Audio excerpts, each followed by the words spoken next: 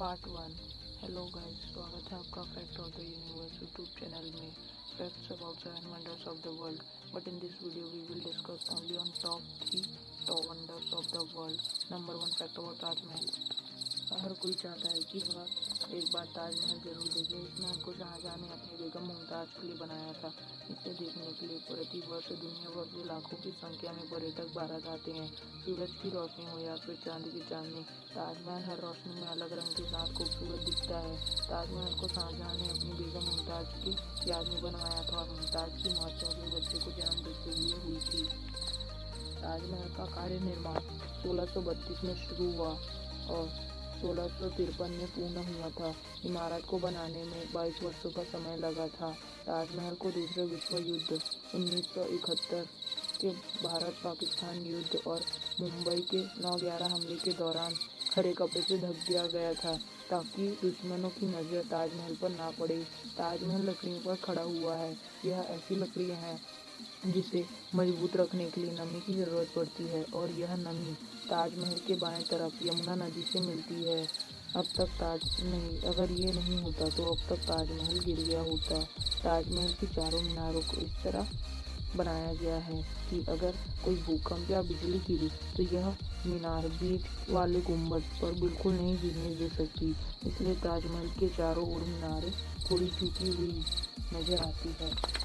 ताजमहल के निर्माण के लिए 28 किस्म के पत्थरों का प्रयोग किया गया है। ये पत्थर बगदाद, अफगानिस्तान, तिब्बत, मिस्र, रूस, ईरान आदि कई देशों के अलावा राजस्थान से मंगवाए गए थे।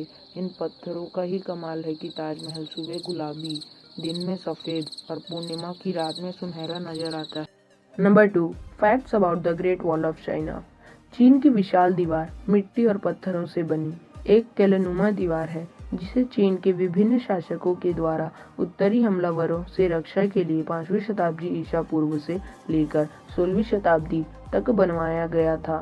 चीन की यह महान दीवार 2300 से अधिक साल पुरानी है। यह दीवार दुनिया के 7 अजूबों में से एक में गिनी जाती है।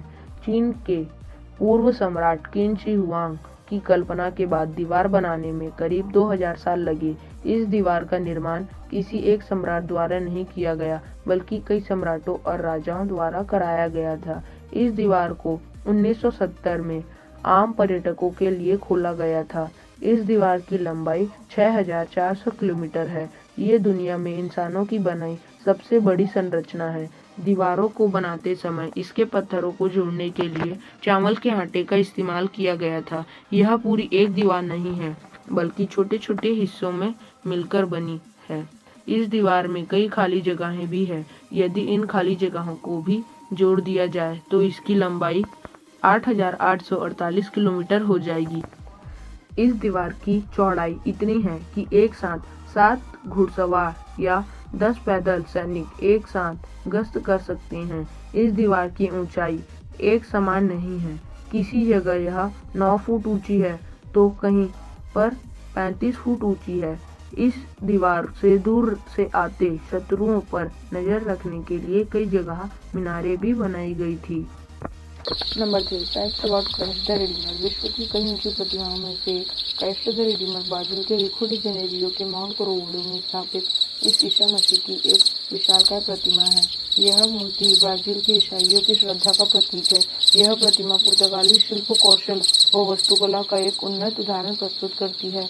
इस मूर्ति को बनाने में लगभग 9 वर्षों का समय लगा था। इसका निर्माण कार्य 1922 में शुरू हुआ और इसे 1931 तक पूरा बना लिया गया था। यह भव्य मूर्ति विश्व की सबसे बड़ी डेकोकला की मूर्ति है जिसका आधार 9.5 मीटर है, ऊंचाई 130 फीट और चौड़ाई 98 फीट है।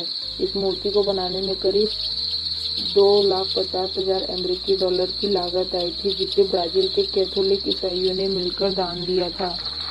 विश्व में 7 अजूबे मौजूद है जिसमें से एक क्राइस्ट द रिडीमर की मूर्ति भी शामिल है जिसे 7 जुलाई 2007 में विश्व के 7 आश्चर्यों में से एक में शामिल किया गया और इसे बैंको, बड़ेस्को और रेडे ग्लोबो सहित अन्य प्रमुख कॉर्पोरेट प्रायोजकों ने अनुगमन किया था।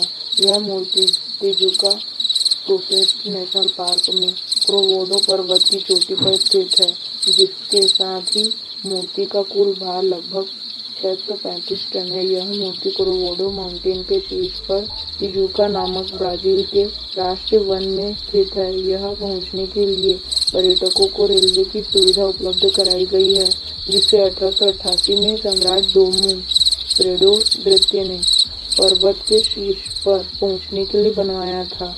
10 फरवरी 2008 में आए एक तूफान और बिजली इस मूर्ति को क्षत पहुंची थी। इस मूर्ति की उंगलियां, सिर और कंधे को नुकसान पहुंचा था, जिसे सरकार द्वारा बाद में ठीक करा दिया गया। इस प्रतिमा का ढांचा फ्रांसीसी मूर्तिकार पॉल लैंड्रोवस्की द्वारा तैयार किया गया था और स्थानीय इंजीनियर पीटर दा सिल्वा कोस्टा ने प्रतिमा के संरोपण किया था। यह प्रतिमा मजबूत कंक्रीट और स्पेस्टन से बनी है, जो मूर्ति को मजबूत प्रदान करती है। इस प्रतिमा को कई काल्पनिक कथाओं और मीडिया की अलग-अलग रचनाओं में दिखाया गया है, जिसमें फिल्म 2002 में प्रतिमा को एक विनाशकारी दृश्य रूप को दिखाया गया।